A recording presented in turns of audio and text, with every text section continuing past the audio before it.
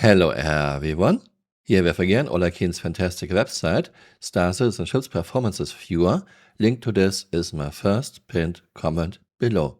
Current PTU patch 12180844. Changes to hardpoint weapons. Deadbolt 1 minus 41% damage. Deadbolt 2 minus 54% damage. Deadbolt 3 minus 51% damage. What about Deadbolt 4 and 5? Did CRG forget those? Buzzsaw repeater minus 50%, Swordbug repeater minus 56%, Shredder repeater minus 44% damage. Yankto repeater plus 12% damage. This means CRG is massively nerfing size 1 to 3 ballistic guns. Of course, this is a PTU patch, this might not go to life like this, please keep this in mind, and there will be a lot of balance changes in the many years to come. Here's a Reddit thread on R-Star Citizen by Akiros. Ballistic repeater balance pass. We have done a balance pass on ballistic repeater weapons to greatly reduce their damage. Once again, CRG isn't exactly very precise. Deadbolts are ballistic cannons, not ballistic repeaters. Let's read some of the comments.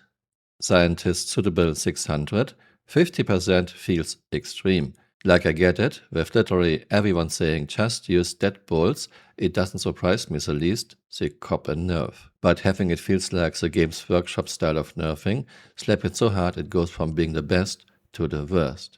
Thoughtful Yeti, stuff like this is why I have no faith. There's no nuance in any of their balance changes. Just wild, 50% swings back and forth. You think they could look at the most and least popular aftermarket parts and slowly adjust them in, or balance their cost, armor availability, anything but this stupid stuff. Exactly my thoughts. Of course, if a weapon is very OP, CRG should nerf it, but a 50% swing in one patch, this is just, we have no idea what we are doing. I don't get any impression that CRG devs are understanding the game, are understanding the complex intersection between shield HPs, armor HPs, armor damage reduction, and the different types of weapons. To me, this looks like CRG is just looking at what are most people using. They most likely have an Excel sheet, they are making a pivot table, and then they nerf the most used ship or weapon, without any understanding why that is. CRG is still throwing spaghetti at walls and check what sticks. And this in year 14 with more than $1 billion in funding.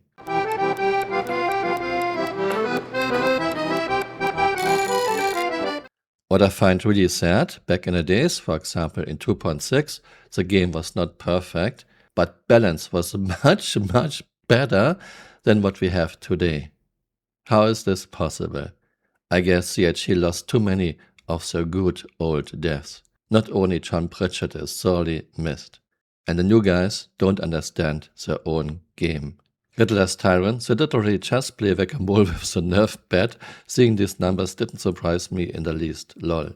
Aqua Socks, or they could math or spreadsheet it out. See how it compares to weapons of the type, size, how many ships they can penetrate. You know, do their job instead of asking ChatGPT or guessing. I don't think that CRG devs are asking ChatGPT, but it's pretty much obvious they have no idea what they are doing. They don't understand their own game. They don't play their own game. They don't know how weapon types, shields, armor, damage reduction plays together. Instead of understanding their own game, they are just nerfing the thing that is used the most. Imperator asked, 50% is a we have no idea how any of this works kind of number. Yeah, exactly. CRG devs don't know how their own game works. They don't even try to understand it. Noxtron, so everyone now only flies M cannons. Great job again, CRG. Yeah, until CRG discovers in their pivot table that now M cannons are used a lot and they will nerf M cannons. Rinse and repeat. Britain kick, Deadbolt 4 not impacted, so my Guardian MX is unaffected. Yeah, why are Deadbolt 4 and 5 guns not affected? Another issue with this nerf is, right now, only size 1 to 3 guns are affected. But in last years, CRG released more and more medium and light fighters with size 4 guns. For example, Hornets Mark II. This means air superiority fighters like Saber are even more useless now. You can only have max size 3 guns on a Saber. Mark the Shark Johnson: I agree, all weapons should be viable. Bro, it's their job to balance the game, especially if there's currently no semblance of it. Yeah, we had much better balance back in 2.6. It was not perfect, but compared to what we have today, it was a dream. I guess those new, cheap, young, inexperienced devs are not up for the task.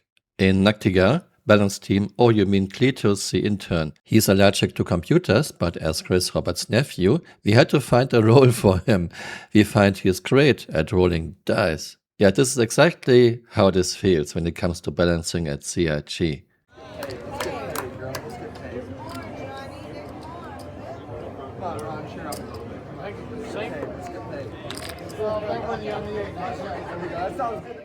Another posting from Stuart GT on R-Star Citizen: Montes CIG on weapon combat balance changes.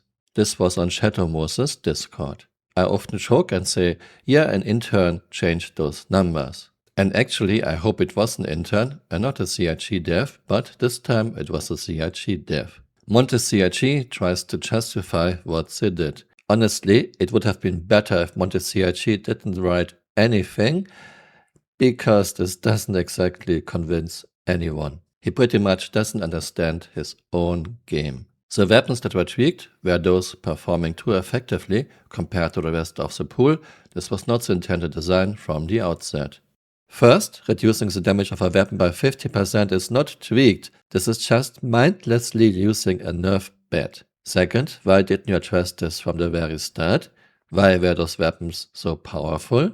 Sounds like a very weak argument. However, the team decided to address these outliers to bring the weapons more into parity with one another and to see what they will choose to use as a result. Translation: we are using Excel pivot tables. We are just looking what weapons are used the most and we are nerfing them to the ground, and then we will check what weapons we are using next and we will nerf those weapons to the ground. We have no idea how our game works. And Montes continues to dig his own grave. It's always sweeping changes and never tweaks. Saying that after the past year, at least on flight, I would say it's quite disingenuous. Now compared to 4.4, we have a total new game environment in terms of balance, gameplay and dynamics. Those big changes require a lot of time to be understood completely in a live environment, and the iteration process therefore for us results more complex. Translation: Montes CIG doesn't understand his own game. He doesn't understand the complex interaction between different weapon types, shields, armor, damage reduction. Instead, he just looks what weapons are used the most and nerfs them to the ground. Again, I wish Montes CIG would be an intern, then at least he would have an excuse, but no, he is not an intern. At times, this iteration comes at a cost of having a non-balanced gameplay environment, which is not ideal for anyone to have. This again sounds like a small indie studio just starting.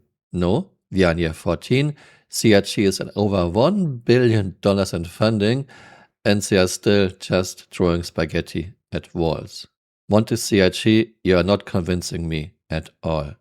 I can tell you that teams are aware and clearly do not want this to happen or have any particular ambition to make this part of Star Citizen not enjoyable for you.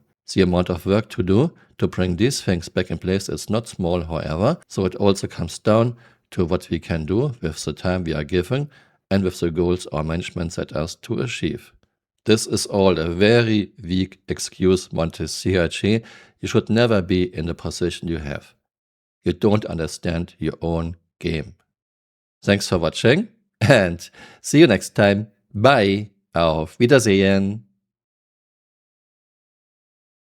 Say, hey, I've got a master's in business and international marketing, and I wrote a thesis in marine biology. Does that help? So, yeah, it just got evolved into. I guess I got along really well with all of the like Razer and AMD and NVIDIA, SciTech, a lot of partners. We just started making good relationships, and I guess I was the default person because there wasn't any other person at the time. So. And, you know, this actually leads perfectly into the main course, which I think that we are going to bring out right now. So let's bring out the main course. Order up. Main course. So, going with the crowdfunding, given the unorthodox financial structure of your company, well, not your company, but the company that you work for, Cloud Imperium Gaming, which might as well be your company from the way that the upbringing start with such a quiet start, and then through crowdfunding such major success. How does that kind of structure affect a marketing strategy? Well, it's interesting in terms of I'm always very mindful of the community.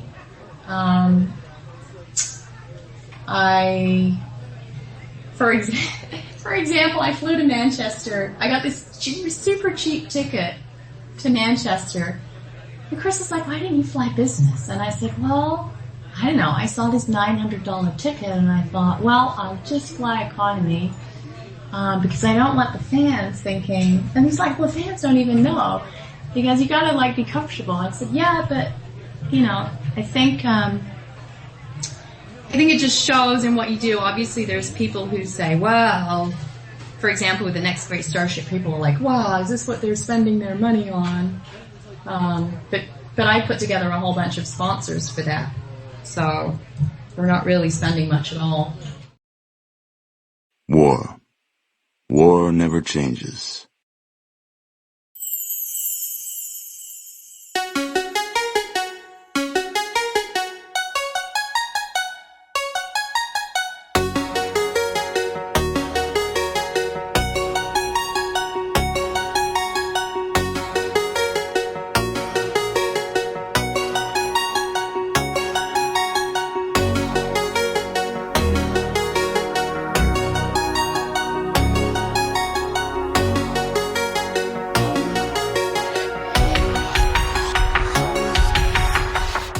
Hey, you're still here. You might want to join me on Twitter or on Blue Sky.